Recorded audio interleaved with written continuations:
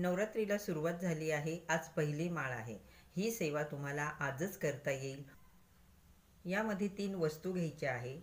वस्तू कोणत्या? 5 वेलची, 5 लवंगा, 1 सुपारी. या सर्व वस्तू उजव्या हातामध्ये घ्यायच्या. त्यानंतर 108 वेळा नवार्णव मंत्र म्हणायचा.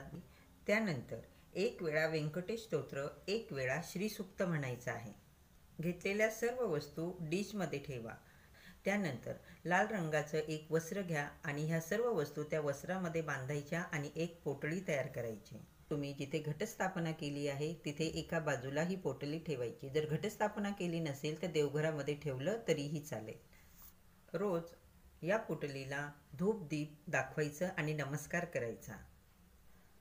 दसऱ्याच्या दिवशी आपण घटाचं विसर्जन करतो. त्या दिवशी तुम्ही ही पोटली विसर्जित करू शकता. विसर्जित करायची नसेल तर तुम्ही तिजोरीमध्ये ठेवा